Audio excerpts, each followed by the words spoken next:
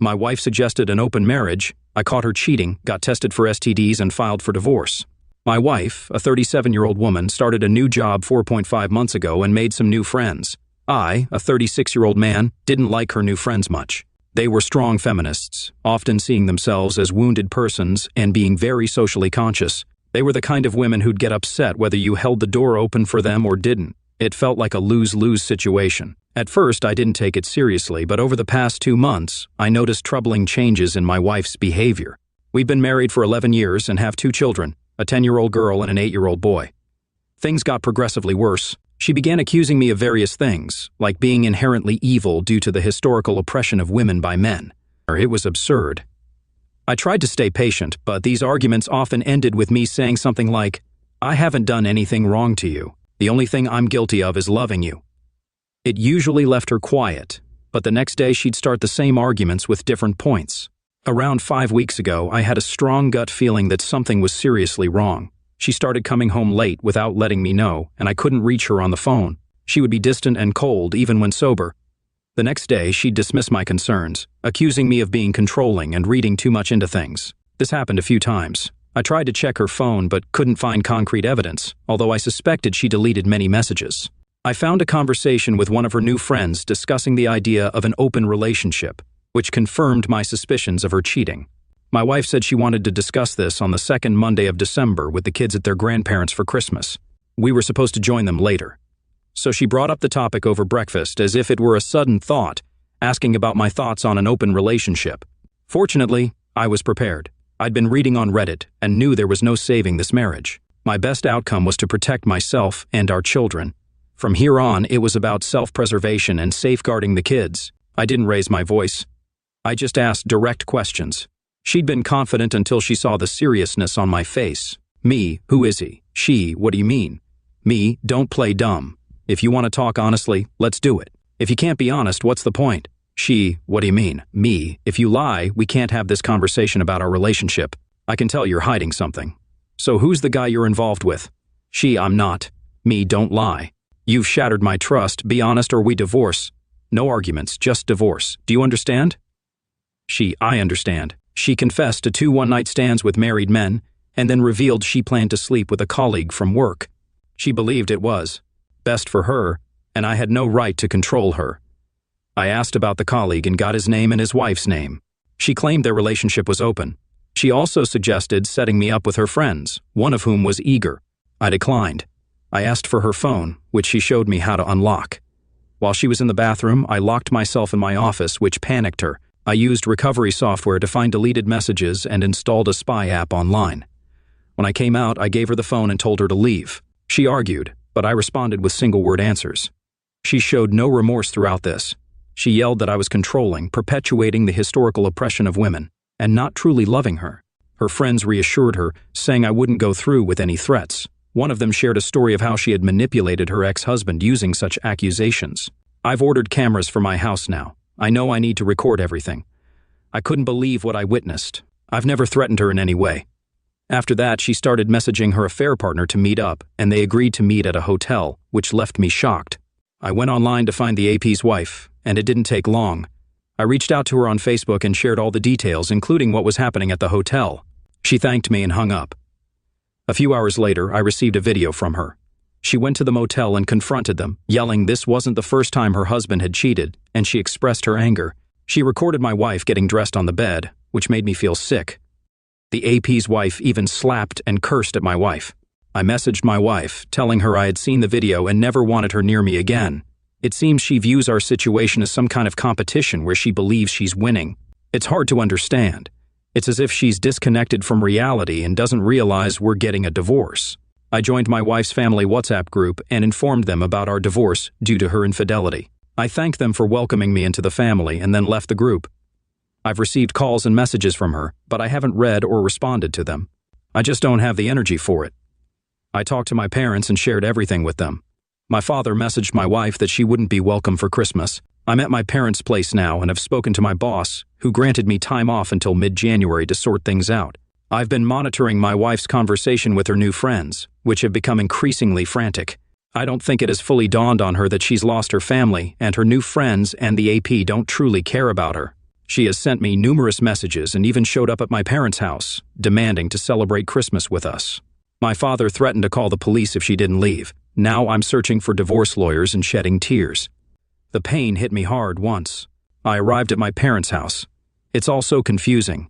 Reading their chats and interacting with her brings me immense pain. I've only responded to her messages twice. It doesn't matter what you say. I don't know who you are. You are not my wife. My wife would never break my heart and soul while smiling. We're getting a divorce, and I don't care about your words or demands. You have no influence or right to ask anything of me. We're done. Her messages stopped after that last one. The pain is sometimes unbearable. I wish this never happened. I wish I could go back to how things were before, but I can't do that to myself. This is the worst Christmas ever. I couldn't help but explain to the kids that Mommy doesn't want to be part of the family anymore, and she wants to be with other men. We're getting a divorce, and they're naturally upset. Thankfully, my mom and dad are here to comfort them while I'm falling apart. I'll try to get back on my feet for the sake of my kids, but I'll never go back to her. I wish I had waited until after Christmas to get them into counseling. I blurted it out when they asked about when their mother would come. I could never forgive myself if I went back to her. The level of disrespect and heartlessness in her behavior is unforgivable. I'm lost and can't understand why she expects anything from me at this point. Is she mentally ill or something? I apologize for the rambling. I just needed to get this off my chest. What ultimately got to me was when my soon-to-be ex-wife used harsh language to describe how our marriage and particularly our children were a burden in her life. She claimed they held her back from being a successful woman who could reach her full potential. She also blamed me, her husband, for oppressing her and preventing her from having a good life. She even said that her family was the reason she didn't have a successful career and had missed out on casual experiences. It was too much for me to handle. For the next roughly 30 hours, I kept reading and rereading all the emails and chats we'd had. Upon reflection, I realized she didn't provide any specific examples of how we were supposedly burdens or oppressors. It was all broad statements without any supporting arguments or instances. In reality, I had never stopped her from pursuing anything. I financially supported almost everything, as her part-time job's minimum wage wouldn't cover much. I had also supported her hobbies, dreams, and aspirations, even when she took classes and quit them halfway through. I made sure to express my love for her daily and appreciate her contribution to the family. I'd take her out and be there for her whenever she needed me. If this is oppression, then I'd like to experience it, please. But I digress. At some point while reading, I just passed out. When I woke up, my 3 best friends were in the kitchen with my dad preparing dinner. I've known these guys since childhood. Let's call them Mike, Bob, and Frank. My dad had briefed them on the situation. I broke down again, and I was in a daze until Friday evening. Mike is a military veteran who lost his left arm below the elbow. We supported him during his recovery when his wife left him. Fortunately, they didn't have any children, and Mike later adopted 2 kids and found a wonderful girlfriend. He set up a Zoom call with his counselor who helped him during his recovery. His insights into my emotional state, even though he specialized in helping amputees, were incredibly helpful. He explained that a significant part of my identity and spiritual self was tied to my role as a husband, and now that part was dead. Similar to an amputee experiencing phantom pain in a missing limb, I would feel phantom pain from the dead part of my identity. We had extensive conversations, and I've been gradually improving since. Bob is an executive at a security company, but he's secretive about his job. I don't know what he does, but he's quite wealthy. Bob contacted a law firm connected to his company, and on Sunday morning, I talked to a lawyer I could never afford on my own. Bob, who had been bullied a lot in his youth, assured me not to worry about the legal bill. He would cover it. He was glad to finally repay me for standing up for him when he was bullied. Frank is a teacher at a private school and has 7 children. Yes, you read that right, 7. My kids adore him and his family. Frank has been ensuring my kids are well taken care of while I regain my footing and get everything in order. Yesterday was a very eventful day. It began with an early morning STD screening, which revealed that I had contracted chlamydia from my soon-to-be ex-wife. I'll need another screening in 6 months. My self-pity turned into pure anger upon learning this. I've decided it's time to go all out for full custody and to provide her with nothing if I can manage it. My lawyer managed to locate the ex-husband of my wife's feminist friend, who bragged about how she had deceived him. It turned out to be relatively easy through court documents. Talking to him on WhatsApp, he expressed his gratitude and shared the horrors he had endured because of this woman. Now I have a better idea of what to expect from my soon-to-be ex-wife. It was sickening to hear about the experiences he had been through. I'm now ready for a battle. After our conversation preparing for a legal war, I was deeply saddened by his story, as he had been homeless and hadn't seen his kids for 4 years due to his ex-wife's lies. I understand that I'm at a disadvantage as a man in the court system, so I'll ensure I have a mountain of evidence. My lawyer suggested a preemptive move with a restraining order, given her negative and aggressive comments about males in general. Especially for the sake of our son, growing up in a household with a parent openly hostile toward males is undeniably damaging, which is why I'm pursuing full custody. I've informed my lawyer to proceed, and she's expecting to serve the restraining order today. I had a Zoom call with my soon-to-be ex-wife. Keep in mind that she hasn't reached out to me or anyone since the argument at my dad's house. It's clear she doesn't care about any of us. The call was incredibly strange. She had dolled up with a revealing outfit, trying to look her absolute best. I haven't seen her make such an effort in years. Throughout our conversation, she attempted to provoke me into an argument, but I managed to stay composed. My lawyer had given me guidance on what to discuss. It's considered positive if both parties make an effort for an amicable divorce before going for a contested one. I was recording the conversation, and I even referred to her as my soon-to-be ex-wife, which she lived up to. She started with a bizarre statement about different types of male anatomy, discussing how they change when erect or not. I couldn't believe she began a conversation with such a topic. Then she mentioned her excitement about the end of current restrictions to explore this further in person. I responded by saying I wasn't interested in her hobbies and that I wanted to focus on our divorce. Her hostility became evident when I didn't react as she had hoped. At one point, she claimed to be going to the bathroom and muted herself. I observed as she discussed what to do with me with her friends, cursing me solely because I'm a man. Several times during the call, I had a strange feeling that she treated this as a game where she was in control and I had no choice but to go along with whatever she wanted. We made no progress on our divorce, so I concluded that we were heading for a contested divorce. By the way, I contracted chlamydia from you, and unlike you, I haven't been involved with anyone else. You should get yourself to a clinic, I said. She frowned at me, not believing my words. I have no idea what's going on with her, and at this point, I no longer care. I shared the recording with my lawyer, and she was quite surprised. Everyone thinks my wife's behavior is irrational, and perhaps it is. Since I own her phone in the subscription, I can use the chat logs in court. It's entirely legal for me to monitor my own device. After our call, there was a frantic discussion among her friends, but I no longer care about what they discuss. My lawyer is confident that we'll win this case unless there's something I haven't disclosed. So here we are. It still hurts, but I can see it as phantom pain. I've stopped feeling sorry for myself, and am now taking a proactive approach. No holds barred. I need to protect myself and my kids. I'm confident that my kids will be fine, and I'll ensure they get therapy as needed. My soon-to-be ex-wife will soon be a distant memory, and I'll start building a new and better life. Today I found out that she was aware of the chlamydia infection and received treatment but didn't inform me. It's quite frustrating. First and foremost, I'd like to thank everyone for their feedback. Some people see me as strong or somehow winning in this situation, but I can see that my anger shines through when I may seem defiant and confident. The truth is, I'm not. I wish this had never happened. I wish my family was still intact and I had a simple, comfortable life ahead with my wife. No one is a winner here. As the kids grow and begin their own lives, my wife's behavior has left me no choice, and there's no turning back at this point. I desperately wish this situation hadn't been necessary. I can never trust her again, and every night I cry myself to sleep, both for my own loss and the fact that my children will grow up in a broken home. It's also heartbreaking that my children no longer have a functional relationship with their mother. How do you answer a child's question like, "Why doesn't mommy want to see me anymore? Doesn't she love me?" If anyone has an answer, please let me know because I certainly don't.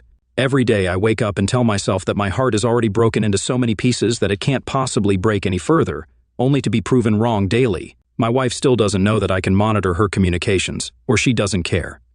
She is 100% convinced that I will never leave her and that my reaction to her behavior is entirely unjustified. She continues to speak negatively about me, our marriage, and our children to her friends. I don't understand why she despises us so much. We haven't done any of the things she accuses us of doing to her friends. As I mentioned earlier, my lawyer obtained a temporary restraining order against her. There was a hearing yesterday morning, and since there were no new direct threats, it wasn't extended. My lawyer suggested using her knowingly infecting me with chlamydia as leverage to try to negotiate an uncontested divorce. I wish we could part ways through a reasonable process. I hate that I have to see her as an adversary and anticipate the worst possible outcome. If she wanted to leave me, I would have been able to accept it. Why is she pushing me into this highly adversarial process? Why does she seem determined to cause as much misuse as possible to the people who once cared about her? What could she possibly gain from all this? I would appreciate any insights into this, as it just doesn't make sense to me. If we end up in court, I might have to pay her a lump sum for our house's equity, but I probably won't be responsible for alimony since she doesn't show any interest in the kids. I'm hopeful about winning custody if it goes to court. My lawyer suggested we try to achieve an amicable divorce, and I agreed. We plan to meet with my soon-to-be ex-wife and her representative, hopefully this week. The ex-husband who was deceived by the dishonest person spent New Year's Eve with me and the kids. The injustice within the justice system against fathers is simply unbelievable. I no longer have any illusions about receiving a fair process if we go to court. His ex lied extensively, and the court took her word as fact without any evidence. He has barely seen his children since. He's been forced to pay unreasonable amounts of alimony and child support, which has taken a toll on him. He even considered ending his life. With the new evidence he received from me, he now has renewed hope. We both discussed it with my lawyer, and she recommended that he hold on to the evidence until the meeting with my wife and her counsel. If he takes action now, it will reveal that we have access to their communications. My lawyer's primary goal is to facilitate our divorce as quickly and smoothly as possible. Right now, I simply hope I can distance myself from my soon-to-be ex-wife. If she decides to fight, it could drag on for a long time, and it's causing me a lot of stress. I just need to break free. Unfortunately, the bizarre situation continues. The meeting with my lawyer and my soon-to-be ex-wife took place yesterday afternoon, but she arrived 30 minutes late. Surprisingly, she didn't bring a lawyer and insisted she didn't have or need one. Instead, she brought one of her new acquaintances. My lawyer had given me strict instructions on how to conduct myself, emphasizing that I should avoid negative reactions. If they addressed me, I was to respond non-confrontationally or positively if possible. When my lawyer placed her hands flat on the table, I had to remain silent. However, they arrived late without wearing masks, and the harpy attempted to insult and provoke me in various ways, followed by my soon-to-be ex-wife joining in. My lawyer tried to steer the conversation towards our divorce, but they continued with their jokes and laughter, often aimed at me. It was cringe-worthy to witness. It's clear now that my wife still believes this is all a ploy, thinking there's no way I can divorce her. In her mind, only she can initiate a divorce, and she assumes she'll get everything she wants. I was left wondering what on earth was happening. I refrained from saying anything substantial and only responded a few times with non-committal statements like, "Yes, you're probably right," or "I really don't know." Finally, they seemed to lose their steam. My lawyer presented the proposed settlement for an amicable divorce, mentioning my willingness to be generous for a quick and peaceful resolution, including a substantial lump sum for equity in the house and investments. My soon-to-be ex-wife couldn't contain her excitement, and her harpy friend encouraged her. They were eager to sign immediately. My lawyer, on the other hand, repeatedly suggested going over the rest of the agreement, but my soon-to-be ex-wife was adamant about signing right away, even discussing when she'd receive the money and their plans for the pub. My lawyer made a call and a notary arrived asking for our identification documents. We signed 2 copies and the notary stamped them. My lawyer, almost figuratively standing on her head with excitement, thanked my soon-to-be ex-wife and her friend and informed them that we were done. They left, and my wife even forgot her copy of the agreement on the table. My lawyer signaled with flat hands not to say anything while they were in the building. Once we saw them leaving the parking lot, my lawyer congratulated me. She went on to describe how this had been the most peculiar session she had ever experienced for a negotiated divorce. She explained that my soon-to-be ex-wife's copy of the agreement would be sent to her after we had a hearing in front of the judge, or if she hired a lawyer who requested it. Until then, it would remain forgotten in my lawyer's drawer. So, it seems, on the surface, that my divorce will be less challenging than initially anticipated. However, my soon-to-be ex-wife can still retain legal representation and contest it. My lawyer assured me she would do her best to expedite a hearing with a judge. It would likely be a video call. I also hired a private investigator after receiving advice on Reddit. He provided photos of my wife kissing 2 different men at different bars and going to a hotel with one of them. I have accumulated substantial evidence, and I hope it will suffice if needed. My wife signed to grant me full custody with a one-time payment and no spousal support. I just need to figure out the finances. I have a plan, and Bob offered to fund the entire amount if necessary. My lawyer advised me to keep a low profile, continue paying for everything as usual, and avoid stirring the pot in any way. I'm advised not to communicate with anyone we both know, and to remain patient until the hearing. Yesterday was the hearing, and I'm essentially divorced. It will take 4 to 6 months for the paperwork to be officially processed, but the outcome is unlikely to change at this point. The only option for a reversal would be if both my wife and I decided to halt the process. I'm utterly exhausted and haven't slept in days. Please forgive me if I seem a bit scattered. I need to get this off my chest. Maybe I can finally get some sleep after sharing it. My exceptional lawyer secured an early hearing just 12 days after we filed the paperwork, probably by pulling some strings. But let me stay focused on the recent events from the weekend up until today. It's been chaos. On Friday morning, a group of police officers arrived at my doorstep with a search warrant for my house. I was bewildered and concerned for the kids, so I asked if I could take them outside while they conducted their search, which they agreed to. They didn't provide many details, but I managed to obtain a copy of the warrant. I was quite shaken and couldn't make much sense of it. It appears that the suspicions about my ex-wife's behavior being medication-related are partially correct. The police officers ended up ransacking my house. I contacted my lawyer and she spoke to them, but since the warrant was valid, there was little we could do. It didn't occur to me then, but now. I have surveillance cameras installed everywhere to protect against potential false accusations. I have video and audio recordings of everything. If I choose to, I might be able to file a claim later. However, I'm not sure if I have the energy or willingness to do so. Perhaps I'll put it behind me and move on. I didn't know at the time, but my ex and her 3 friends drove my car while intoxicated and crashed into a house at high speed. They were all arrested, all found to be intoxicated, and they had various medications in and on their bodies.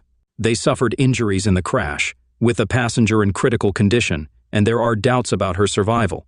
The lead friend, whom I'll call Henrietta, is the one who bragged about deceiving her ex-husband, Jack. Jack and I have become good friends, and I'll get back to him. Fortunately, the police didn't find anything during their search. I provided a statement indicating that my ex no longer resides at my house. She lives with her parents. I'm uncertain about her current activities. No, I didn't give Henrietta permission to use my car. Upon returning to my house, I broke down. It was utterly devastated and in disarray. It was the final straw. The only thought that crossed my mind was to call my dad, who brought me and the kids to stay with my mom. My dad rallied a group of 26 friends and family members who cleaned and repaired my entire house while I sat on the back porch, emotionally drained, consuming my mom's comforting food. They restored everything from every room to clothes, dishes, furniture, even addressing minor issues like loose door handles. It's now the cleanest it has ever been. They went above and beyond for me, and I'm not sure how I can ever repay their kindness. Over the weekend, I shifted from despair to feeling much better thanks to them. The cops discovered more medication at Henrietta's house, where her boyfriend wasn't present. There was no babysitter either, just the kids left unattended. Child Protective Services CPS intervened, and Jack won temporary emergency custody on Saturday. He presented chat logs to the judge, along with evidence of abandonment and an excessive amount of medications, leading to him gaining custody without much difficulty. Jack is ecstatic. He had seen very little of his children over the past 5 years. He had been raising funds to fight Henrietta in court when this situation unfolded. To make the custody permanent, he still has to go through a court process, but the children are in good hands at this point. Many believe that Henrietta will face significant jail time if her critically injured friend doesn't survive. Afterward, Jack plans to pursue child support and compensation for Henrietta's actions. Although he isn't overly optimistic about the latter, he mainly wants to be with his kids and ensure they have a good life, as it's evident that Henrietta has been negligent in caring for them. Bob has been supportive and found a rental apartment for Jack through a friend. I've realized that I know very little about Bob's personal and professional life, and I intend to rectify that. But let me get back on track. Henrietta was driving when they veered off the road and crashed into a house. They were all injured, and search warrants for drink and medication were issued for everyone in the vehicle. My ex is still registered at my house, and on Sunday I decided that I'm selling the house and moving away as soon as possible. I fear a similar incident could occur again. Last Sunday, her parents called me. They told me that their house was searched as well. They had visited their daughter in jail on Saturday, and they no longer trust anything she tells them. To cut a long story short, they came over to talk on Sunday, and it turns out she has been lying to them about everything. She has been going out to party and cheating on me, despite telling her parents that she was staying with me to work things out. Her parents were unaware of what was really happening. Thinking her cheating was just a one-time mistake, that's pretty much what she told them. On Monday, my wife called me to ask for bail money, which was $155,000. Her parents had already refused to help. After consulting with my lawyer, she drew up an agreement that the bail amount would be deducted from the final settlement, with her mother as the custodian of the remaining money. My lawyer wanted to ensure my wife had no excuse for missing the court hearing, so my ex didn't have much choice and signed the agreement. She was released on Monday afternoon. According to her parents, she didn't comply with their conditions for her to continue living with them, which included stopping medication, committing to rehab, being open about her activities and dropping her bad friends. She apparently left their house on Tuesday to stay with some new friends. She also missed the court hearing, and I was awarded full custody. The settlement was based on our agreement and was completed in just 30 minutes. It'll take 4 to 6 months for all the paperwork to be processed, but in reality, it's a done deal. There's not much that can be done to change it now. Let's fast forward to today. I couldn't sleep. Everyone congratulated me as if I had won a major victory, but it doesn't feel that way at all. I still love my wife, even though I know our relationship is over. She used to be my best friend and soulmate until recently. Even though my love for her has been severely damaged, it's still there, and it hurts. A lot. There are no winners here. I lose, my wife loses, and my kids lose. It's hard to find the right words. It's like being asked to celebrate after losing both of my legs. People congratulate me as if I've saved half a kneecap while losing both legs. So, I can't sleep, and when I do, I'm plagued by terrible nightmares that wake me up covered in sweat. I'm venting a bit here, apologies for that. Anyway, today I got a call from the hospital that my wife is hospitalized. I'm still her emergency contact, and she's still on my health insurance. There was an incident, and she lost some teeth, broke her jaw, and will need to stay under observation for a few days. I brought her parents to the hospital, and it turns out some of her new friends had severely beaten her up. The reason was that they believed my wife had shared chat logs from her phone with a guy named Jack, exposing their actions. They assumed she had given the logs to Jack, which led to the beating. She still doesn't realize that I can monitor her phone. I'll continue supporting her financially until I have the legal papers in my hand. I just can't believe it until I see it. Right now, she has nothing. She asked if she could move back home, but I firmly said no. Her mother won't give her a penny unless she gets clean and stays clean for at least a year. They offered her a place to live under strict conditions, and if she doesn't accept, I don't see how she'll manage. For the first time, I saw a hint of regret in her since this all began, but I doubt it's genuine. She hardly looked me in the eye during our meeting. It pained me to see her like this, and I felt the urge to protect her. But she's an adult. Her behavior is dangerous, and I need to protect my kids. She didn't ask about the court hearing or her injured friend's condition. She seemed annoyed and disconnected. I still can't understand her actions. She has lost everything, destroyed her family, and caused pain for many people, all for a fleeting high in casual closeness. I'll maintain no contact with her until she's been clean for a substantial period. I can't handle all this chaos. I'm feeling somewhat depressed and extremely tired. I hardly get any sleep, and when I do, I'm plagued by nightmares. The good news is that the kids are doing better. My dad has been a huge help, and I can't imagine what I'd do without him. We went to his cabin this weekend for some skiing with the kids. It was a great break. I have minimal contact with my ex. I did have a conversation with one of her friends, the one who was in critical condition. She's awake now but in bad shape. Her nurse told me that no one had visited her during her stay. Her family even refused to see her when contacted. I'm concerned that the people who attacked my ex might come after me and the kids, so I asked the nurse if I could speak to her, and she agreed. I know I probably shouldn't, but I felt the need to ask her about what had happened since my wife got involved with them.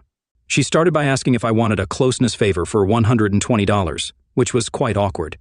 I offered her $150 in exchange for information. My wife's new friends are all heavy medicament users. Henrietta convinced my wife to try medicaments and party with them, selling closeness favors to fund their weakness. Henrietta was the ringleader in this group. They preach feminist ideals, but as she put it, it's all a facade to protect their egos. In reality, they're selling themselves for medicament money. My wife got caught up in this lifestyle and soon started selling closeness to support her own medicament habit. It's tough to hear that the person I loved had turned to this to feed her weakness. It explains why money seemed to be her top priority. Now, based on what she's told me, it's mostly meth that she's using. Nobody visited her because she has stolen, cheated, mistreated, and lied to everyone in her life, so nobody wants anything to do with her. She told me without any hesitation how sad she was to have survived. She has no hope for the future, and she looks extremely unhealthy without her makeup. It was painful, and I was devastated just listening to her. I cried a lot for the sake of my wife. I'm not making excuses for her. She chose to get involved in this damaging stuff, and now she'll have to face the consequences. I'll get back to the details about the guys who assaulted my ex-wife later. Henrietta is facing a list of charges, including making threats, resisting arrest, possessing medicaments, engaging in prostitution, trafficking medicaments, neglect, driving under the influence, causing property damage, and stealing a vehicle. She's been denied bail due to the risk of her fleeing, and it's likely that she'll be in legal trouble for a while, at least I hope so. Before I continue, I want to express my gratitude to those of you who shared your experiences dealing with dependency. Many of you warned me that my ex might attempt self-misuse now that things are closing in on her, and you were right. She tried to intentionally overdose. I had discussed this possibility with her father, so we decided to keep a close watch on her. Fortunately, she still doesn't know that I've real-time access to her phone. While we were at the cabin on Saturday, I received a message from her that sounded like a pass-away note. She talked about her weakness, prostitution, letting everyone down, and how she felt like she had no other choice. I immediately called her father, and since I could monitor her location, he rushed out to find her unconscious on a park bench. She was taken to the hospital and treated. She was also severely hypothermic. I hate to think about what might have happened if he had arrived just a bit later. She's now on methadone. Her father has been appointed as her legal guardian. She can't object to treatment anymore. Her father had her forcibly admitted to a rehab center, and she will undergo a sedated detox. I'm not sure when, but probably this week. Her father's appointment is not solely due to her overdose, but because she abandoned her children, which apparently indicates she's not thinking rationally as she tries to end her life. That's the legal reasoning. Thankfully, I haven't canceled her life insurance yet, so she will receive treatment. I've offered to help with the financial side as long as my ex isn't aware that it's coming from me. I've been concerned that the men who assaulted my wife might come after me and the kids. Remember that Jack presented chat logs in court, which they believed my wife had given him. I talked to Jack about this, and he decided to take care of it since he benefited from the disclosure. I don't know if I mentioned this before, but Jack is a big, imposing guy. He went to the guy's apartment, which was a real dump, by the way. He confronted them and told them that Henrietta had provided him with the chat logs, and since they had misused someone he knew, they had a choice to make: go to the police and confess everything about the assault or face the consequences right there, which would involve some painful and permanent injuries if they chose the second option. As he described it to me, he made it clear that he hoped they would go with the first choice. They apparently wasted no time heading to the police. Needless to say, I no longer worry about them. I found a new apartment, and I'll be moving soon. Once again, Bob came through for me. All in all, I'm very downcast. This situation weighs heavily on my mind. What keeps me going is the support of my friends and family, and I know I need to stay strong for the kids. My heart aches for my ex despite everything. I don't regret marrying her. I still love her, but I realize we can never be together again. She's not the person she used to be, and there's too much pain between us. Despite all the recent hardships, we had a good life before that. I wouldn't have my children if it weren't for her, and I wouldn't trade them for anything. I know the pain will linger for a long time. Strangely enough, the news of my wife's weakness has made it easier for my kids to understand. It's simpler to explain that mommy is sick, and it will take time for her to get better. She still loves them, and so on. Right now, I'm feeling sad and tired. Jack is here with his kids, and we're going to watch Madagascar 3. I think I'm trying to create as many positive memories as possible. Jack is doing the same, and his kids, along with mine, seem to be doing much better now. I believe we'll be okay. I believe my ex passed away from an overdose while in rehab. We're not sure how she got access to medicaments, but she must have taken them while inside, and it seems something went terribly wrong. Substance dependency is a real issue, and it's truly heartbreaking. Seek support from your family if needed, and focus on taking care of your children. The current situation is distressing, but it will get better. Remember that your children need you more than ever, and your in-laws are going through even greater pain than you. Best of luck, and stay strong.